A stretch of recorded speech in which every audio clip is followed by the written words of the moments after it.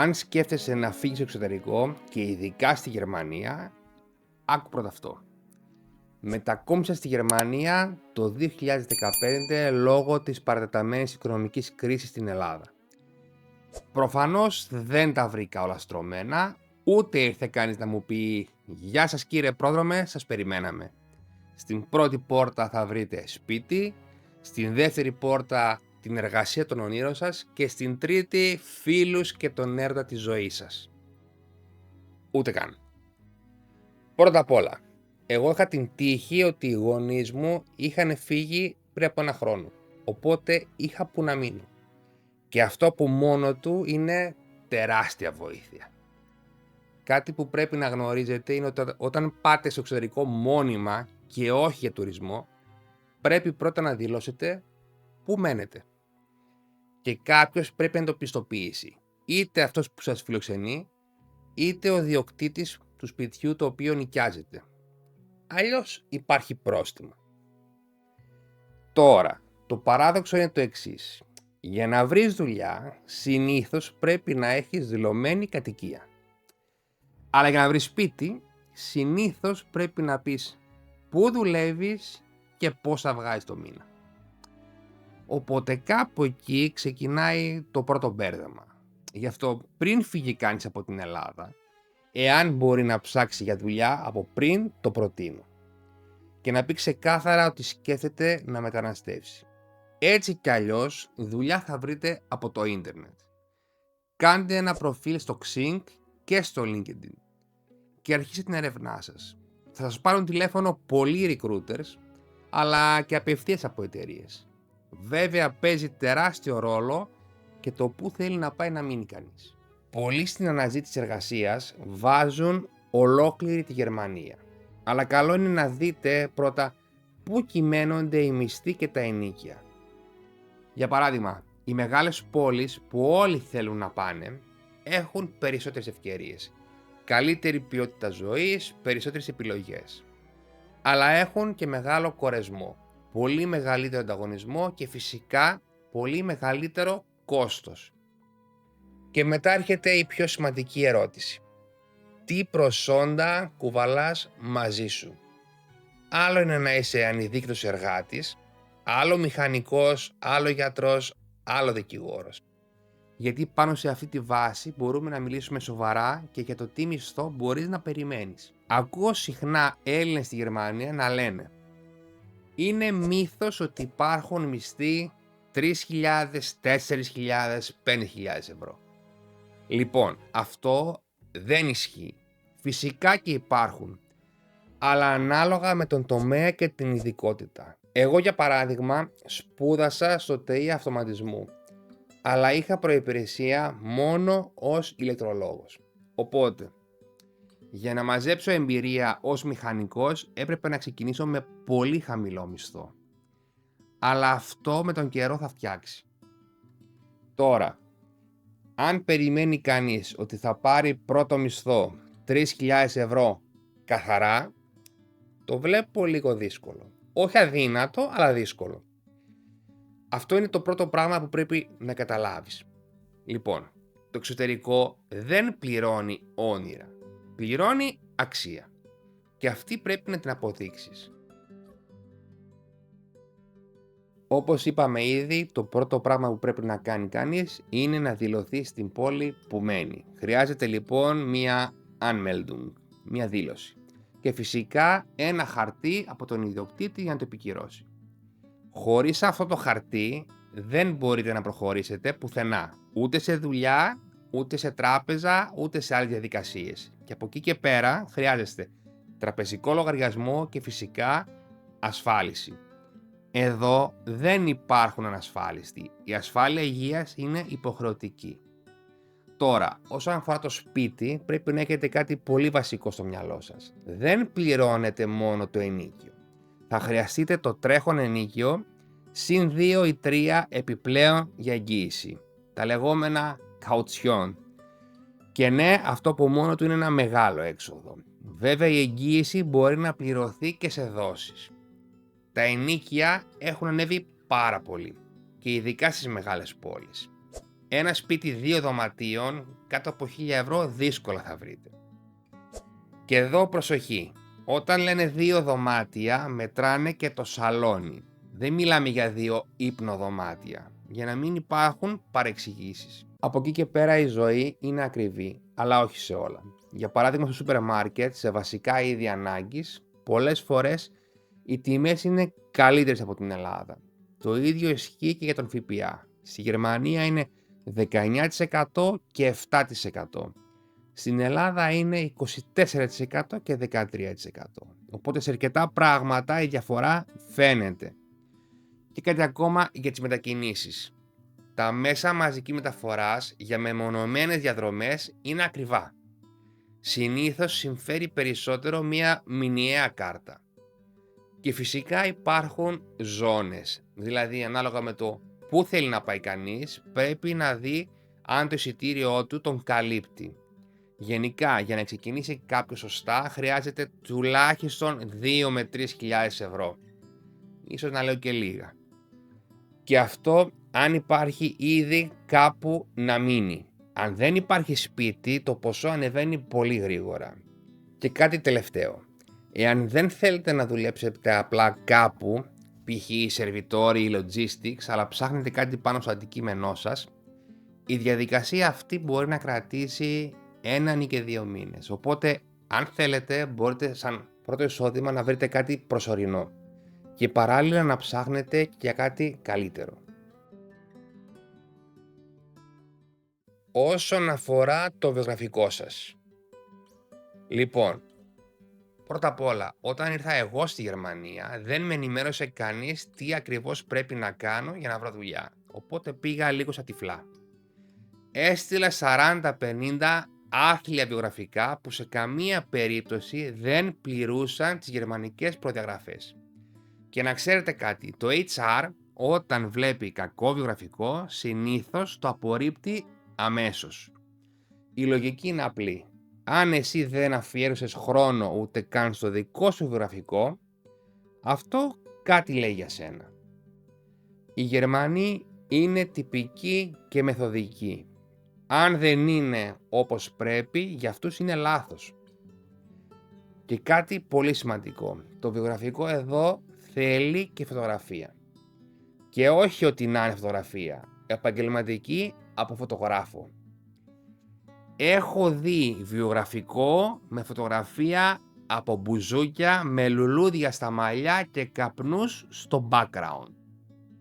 Όχι, δεν δουλεύει έτσι. Τώρα, όταν σας καλέσουν για συνέντευξη, πρέπει να είστε προετοιμασμένοι καλά.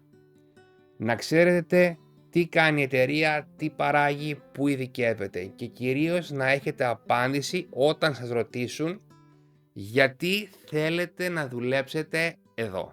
Γιατί αυτή η ερώτηση έρχεται σχεδόν πάντα.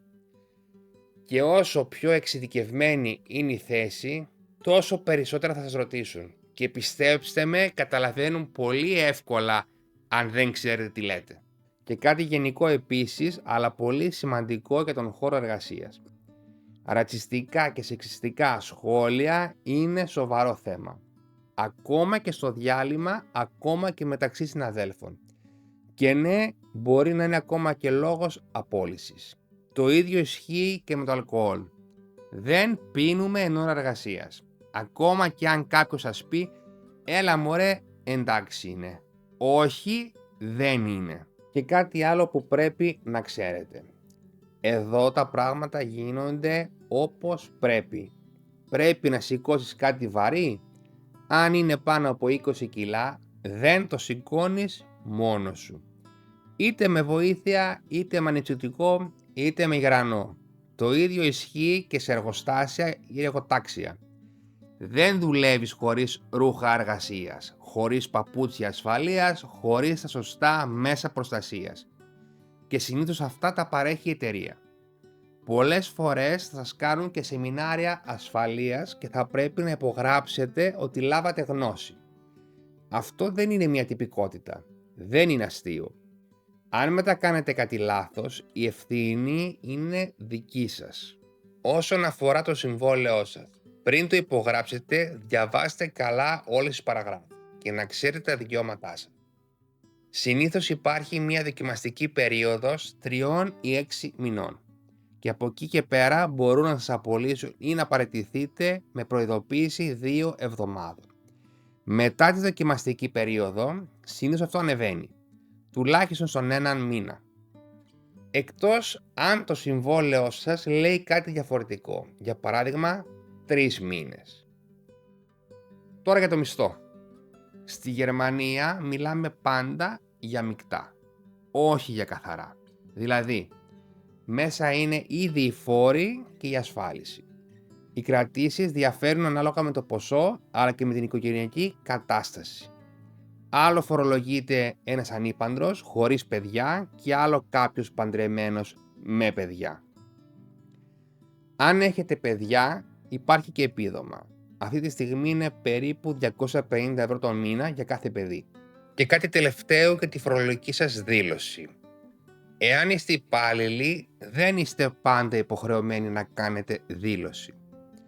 Αλλά πολλοί την κάνουν έτσι κι αλλιώς. Γιατί? Γιατί συνήθως οι κρατήσεις είναι περισσότερες από όσο πρέπει και μπορεί να πάρετε πίσω χρήματα. Ειδικά εάν δηλώσετε μετακινήσεις για τη δουλειά, αγορά εξοπλισμού, σπουδές ή επιπλέον ασφάλειες όπως π.χ. νομική κάλυψη. Από την άλλη, εάν έχετε άλλα έσοδα ειδικά φορολόγητα, μπορεί να χρειαστεί να πληρώσετε επιπλέον. Οπότε δείτε τι σας συμφέρει. Και κάτι ακόμα πολύ σημαντικό που πολλοί υποτιμούν στην αρχή. Η γλώσσα. Πολλοί μετανάστες είτε βολεύονται μόνο με αγγλικά ή ακόμα χειρότερα δεν ξέρουν ούτε αγγλικά. Και τι κάνουν? Πάνε μόνο σε μέρη με ομοεθνείς τους και δουλεύουν μόνο για κάποιον από την ίδια χώρα. Τώρα εδώ πρέπει να σημειώσω κάτι. Οι Έλληνες εργοδότες στο εξωτερικό δεν είναι πάντα και οι καλύτεροι. Δεν λέω όλοι, προφανώς όχι, αλλά πολλοί εκμεταλλεύονται νέους μετανάστες που ξέρουν ότι έχουν ανάγκη για δουλειά. Και αυτό πρέπει να το προσέξετε. Μην θεωρείτε δεδομένο ότι επειδή κάποιος είναι Έλληνας σημαίνει αυτόματα ότι θα σας βοηθήσει. Από εκεί και πέρα η γλώσσα είναι εργαλείο, είναι προσόν.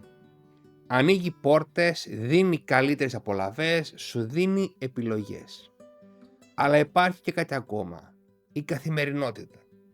Για να είσαι αυτόνομος πρέπει να μπορείς να διαβάζεις γράμματα και λογαριασμούς, να πηγαίνεις σε γιατρούς και σε υπηρεσίες, αλλά και να μπορείς να συνεννοηθείς με τους γείτονές σου, τον ιδιοκτήτη, τον κόσμο γύρω σου. Αλλιώς δεν ζεις εδώ, απλά επιβιώνεις. Και εδώ η Γερμανία έχει κάνει πολύ καλή δουλειά. Υπάρχει το VHS που είναι δημόσιο και μπορείς όχι μόνο να μάθεις γερμανικά, αλλά μπορείς να μάθεις και άλλες γλώσσες. Και είναι μια πολύ καλή αρχή. Το ίδιο ισχύει και για τις σπουδές. Εάν έχετε πτυχίο, δείτε αν αναγνωρίζετε. Γιατί άλλο να είσαι μηχανικός, γιατρός ή δικηγόρος και άλλο να μπορείς επίσημα να δουλέψεις πάνω σε αυτό εδώ. Σε κάποια επαγγέλματα η αναγνώριση είναι απαραίτητη. Σε άλλα παίζει λιγότερο ρόλο. Αλλά πρέπει να το ξέρετε από πριν, όχι όταν φτάσετε εδώ. Και κάτι επίσης σημαντικό. Εάν κάποιος δεν έχει σπουδάσει ή σπούδασε κάτι που τελικά δεν θέλει να εξασκήσει, υπάρχει και η Ausbildung. Κάτι σαν η ΕΚ, αλλά εδώ έχει πραγματική αξία και κυρίως βρίσκεις δουλειά. Και αν θέλεις να πας ένα βήμα παραπάνω, υπάρχει και το Meister, ώστε να πάρεις καλύτερη θέση μέσα στην εταιρεία ή να μπορέσεις να ανοίξεις δική σου δουλειά. Από εκεί και πέρα, μην έρθετε εδώ μόνο με την ελπίδα. Ελάτε προετοιμασμένοι. Αυτό θα κάνει μεγάλη διαφορά. Λοιπόν, τι πρέπει να έχετε πραγματικά στο μυαλό σας εάν πάρετε την απόφαση να φύγετε στο εξωτερικό? Ο τρόπος ζωής που μάθαμε στην Ελλάδα δεν υπάρχει σχεδόν πουθενά άλλου. Καφέδες κάθε μέρα, ταβέρνες, τσίπουρα, έξοδοι 7 στα 7, ξεχάστε τα. Και ξέρετε κάτι, ίσως έτσι πρέπει να είναι. Δεν είναι λογικό να βγαίνει κάποιος 5 ή 7 μέρες την εβδομάδα. Αυτά τα κάναμε στην Ελλάδα και φτάσαμε σε αυτό το χάλι που είμαστε σήμερα. Πρέπει να είστε συνειδητοποιημένοι. Πρώτα απ' όλα η διασκέδαση είναι ακριβή. Αν πας για φαγητό, μην περιμένεις ότι θα δώσεις 20 ευρώ. Η καθημερινότητα είναι διαφορετική και πρέπει να το δεχτείς. Αν καταφέρετε να το ξεπεράσετε αυτό και δεν κρινιάζετε κάθε μέρα γιατί η άτιμη ζωή σας έστειλε στην ξενιτιά, θα είστε μια χαρά. Σας το λέω γιατί το έκανα εγώ ο ίδιος. Για καιρό ήμουνα μέσα στην κρίνια, στη μιζέρια. Όλα μου φαίνονταν ακριβά. Όλα με ενοχλούσαν. Και το πιο δύσκολο δεν ήταν ούτε η δουλειά ούτε η γλώσσα. Ήταν η καθημερινότητα. Σπίτι, δουλειά και άντε έναν καφέ το Σάββατο. Μέχρι να το συνηθίσω μου πήρε πραγματικά 2-3 χρόνια. Θα κάνετε κάποια στιγμή και κύκλο. Θα γνωρίσετε καινούργια άτομα. Θα βρείτε τη δική σας ισορροπία. Και φυσικά υπάρχουν και πολλά θετικά. Πέρα από τη δουλειά που συνήθως είναι σε πολύ καλύτερο επίπεδο, θα κάνετε πολύ περισσότερα ταξίδια από όσα θα κάνατε εάν μένατε στην Ελλάδα. Θα γνωρίσετε καινούρια μέρη, άλλες κουλτούρες, άλλο τρόπο σκέψης. Και φυσικά η φούσκα μέσα στην οποία ζούσατε θα σπάσει. Γιατί όταν βγαίνεις έξω από αυτά που έχεις ήδη συνηθίσει, βλέπεις αλλιώς τον κόσμο και τον εαυτό σου. Ξέρω ότι πολλοί έχετε συνηθίσει σε μια συγκεκριμένη ρουτίνα και είναι δύσκολο να προσαρμοστεί σε μια νέα πραγματικότητα. Και αυτός είναι ο λόγος που πολλοί γυρίζουν πίσω μέσα στον πρώτο χρόνο. Αλλά μετά από σχεδόν 11 χρόνια που ζω στη Γερμανία, θα σας πω πολύ ειλικρινά, εγώ προσωπικά δεν θα γύριζα στην Ελλάδα. Τουλάχιστον όχι σαν υπάλληλος. Ξέρω ότι όταν είσαι νέος και ελεύθερος έχεις στο μυαλό σου πώς να περνάς καλά. Αλλά όσο μεγαλώνεις θέλεις σιγουριά, σταθερότητα, οργάνωση, προοπτική. Τώρα φυσικά πάντα θα υπάρχουν άνθρωποι που θα γκρινιάζουν, θα τους ενοχλούν τα πάντα και θα κάνουν συνεχώς συγκρίσεις. Η Ελλάδα έχει πολλά καλά. Ήλιο, θάλασσα, διασκέδαση, μεσογειακή κουζίνα, τρόπο ζωής που μας αρέσει. Αλλά δεν ξέρω αν αυτό φτάνει. Για εμένα δεν έφτανε. Κάπου εδώ θα το κλείσουμε το επεισόδιο γιατί τράβηξε ήδη αρκετά. Πείτε μου στα σχόλια τις δικές σας εμπειρίες από το εξωτερικό ή αν εσείς σκέφτεστε να κάνετε αυτό το βήμα.